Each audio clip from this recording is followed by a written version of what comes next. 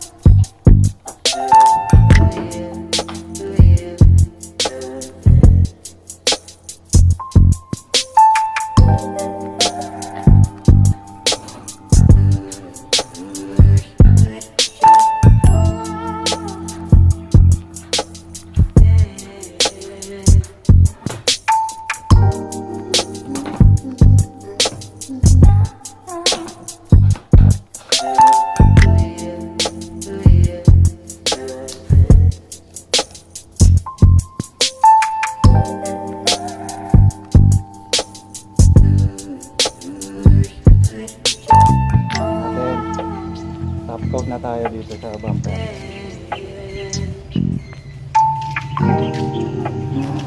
Ito yung araw. Ayos.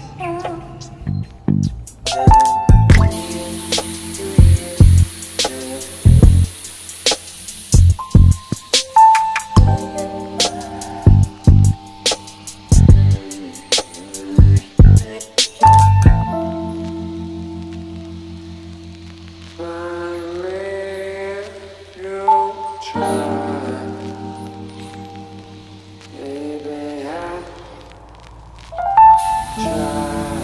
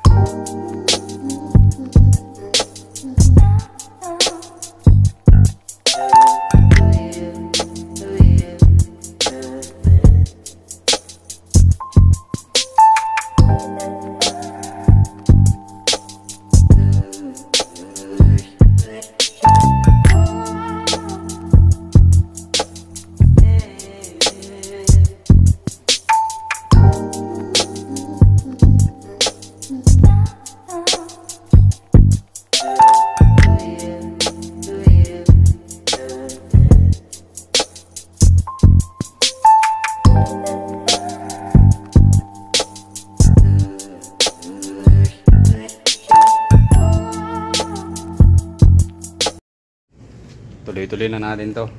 Umpisahan ko na tapusin ko na. Ayan, ready for paint. Bali itong tailgate pala na ano ko na, tinapos ko na.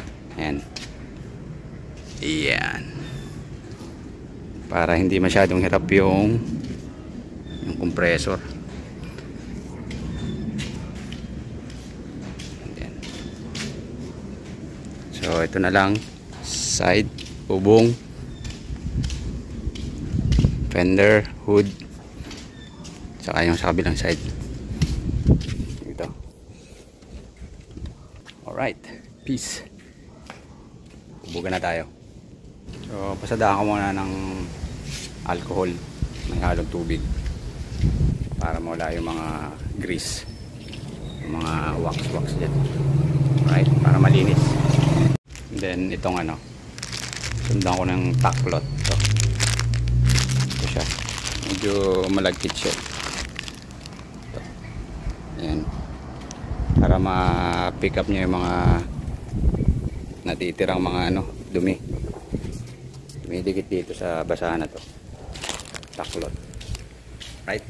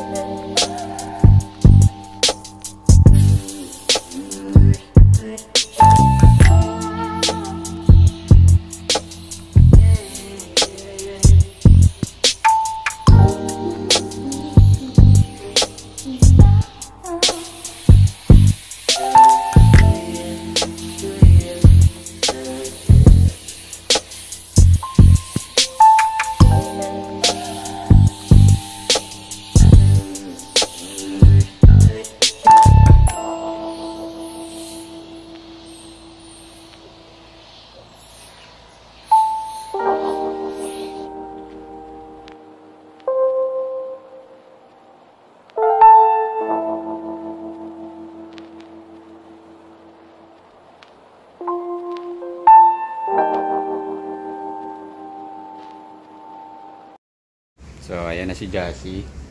Nabugahan ko na siya kahapon ng clear. Kaya lang syempre lumabas na yung mga challenges sa pagdi-DIY. Nandito tayo sa open garage, kaya hindi maiwasan yung mga duming dumadapo. So mahirap din guys, hindi siya perfect. So kahapon nagbubuga ako, sobrang lakas ng hangin. So yung pintura ko nasasayang lang kasi dinadala ng hangin. And then pangalawa, ang daming dumapong dumi. So ang nangyari, ang ginawa ko, biliha ko ulit ng 800. Mga bubong yan, wood side. Tapos ang daming dry spot. Tsaka sa sobrang lakas ng hangin, pinapagpag yung yung pintura, yung top coat. So ngayon medyo maganda yung panahon, hindi masyado malakas yung hangin. So ulit na naman tayo. So ayan ang kagandahan ng nagdi-DIY. Ayan, hindi laging perfect.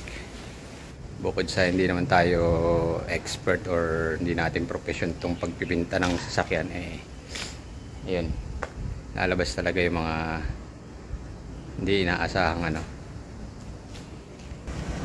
pero at least yun, hindi tayo magkakamali, hindi tayo matututo, di ba? So ayun, tuloy-tuloy lang kasi inumpisahan ko na. Alright, so ang mangyayari dito, baka bugahan ko ulit ng kulay itong hood lang, yung bubong okay lang yan, direkta ng top coat. Kung kailan magbubuga tayo ng top coat, umulan, buti na lang hindi ko pa naumpisahan, hindi ulit na naman ito. Mahirap pag walang kasi hindi ako makapag paint dun, dahil nakaparada.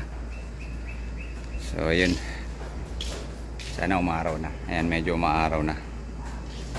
So tuloy-tuloy lang kahit maraming challenges. Alright, let's go. So ayan na siya guys, tinapos ko na i-top coat. Buti nakasama yung araw. Ayan, tanggalan ko na unti-unti ng dyaryo. Ayan,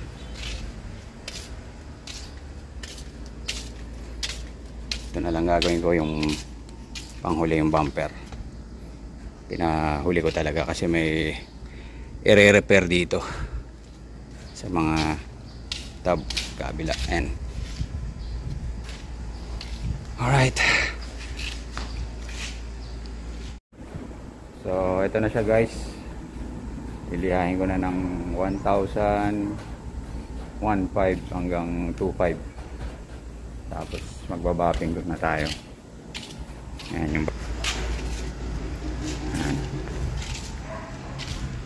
first step muna tayo, compound. Kasi ang daming orange peel dito sa side, sa bubong. Ayan.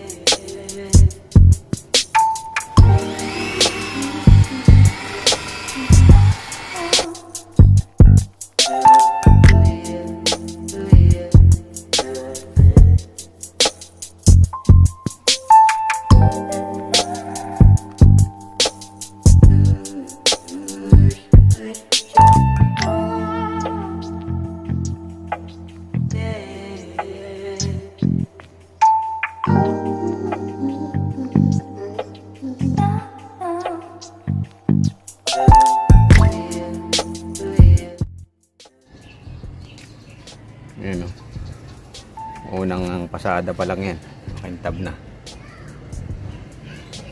Okay, so ayan difference. Ito yung naliha ko, yung kaka compound ko lang, kaka polish. So tuloy tayo rito sa pinto. Alright,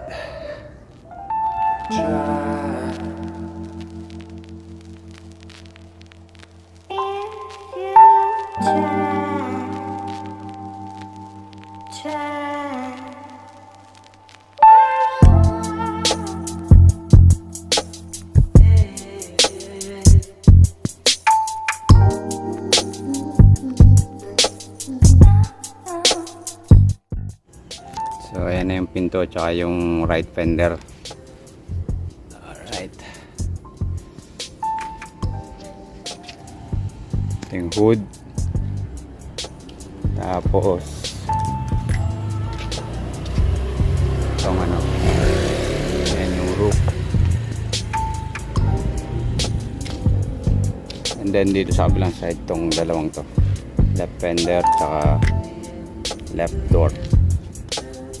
Ito sa driver. Bali ang hindi na lang, titirahin ko na lang to, then to, ayan, ganoon din dito sa kabila. Ito, ayan, paikot, tsaka itong right back door. Ay, liha ulit, liha. So ayun, lilihain ko ulit, tapos ano na, grabbing na ulit.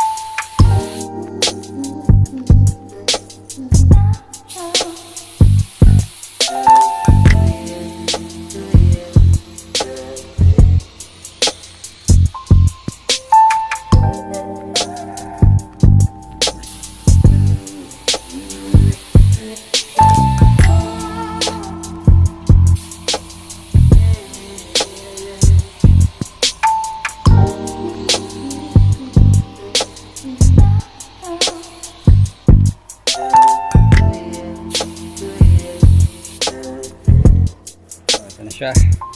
Gusto ko na i-clear. ito na yung bumper, nakatuyo na tayo. Ayan.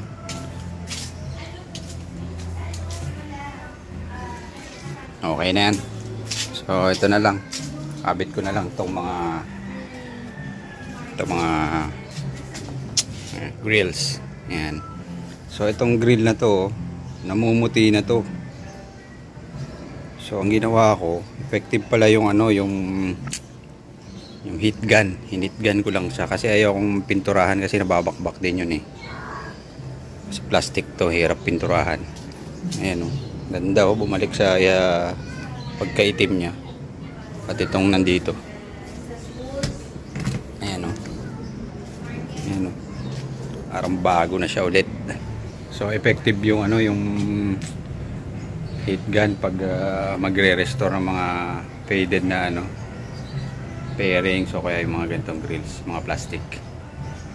Yun, ayos. Kabit ko na. So ayan na siya. Kinabit ko na yung bumper natin. Ayan.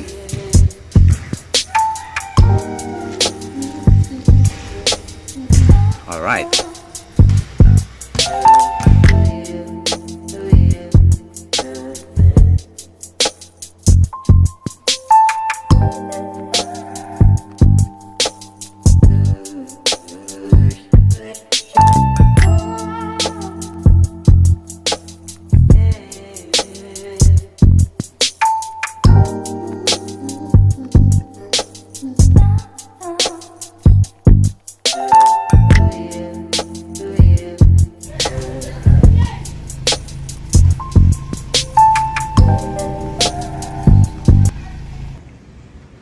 Ayan na siya.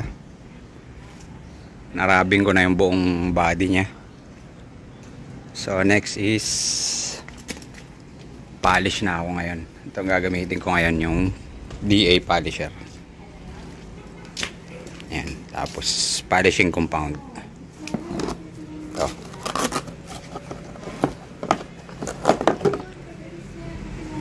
Ayan.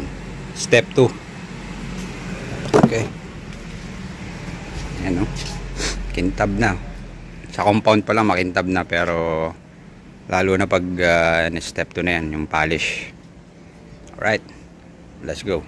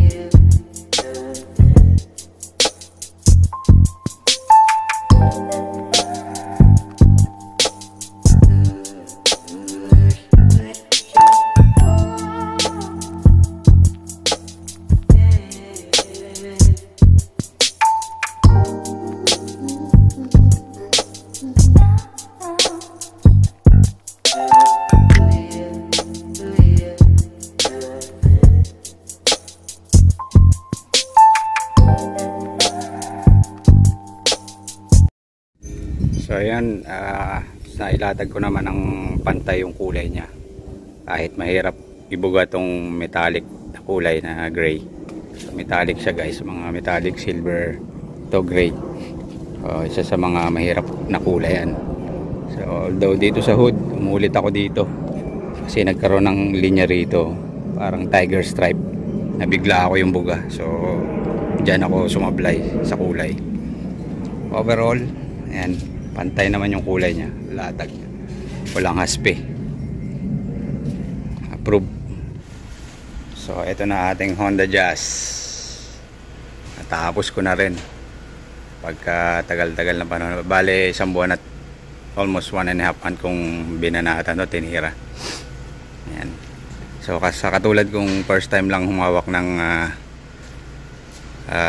paint gun, hindi imposible, kayang-kaya. Ang nagpatagal lang dito is yung preparasyon. Ayan. There you go.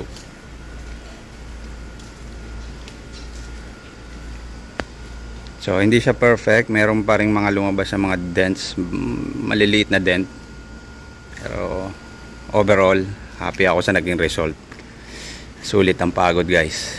So sa mga nagbabalak ding magpintura ng sarili nyo sasakyan is kailangan nyo lang ng mahabang panahon or pasensya, oras, kasi uubos ng oras tong pagpipintura ng sasakyan. Ayan. Buti na lang bakasyon ako, so nakatutok ako rito, pero inabot pa rin ako ng 1 buwan.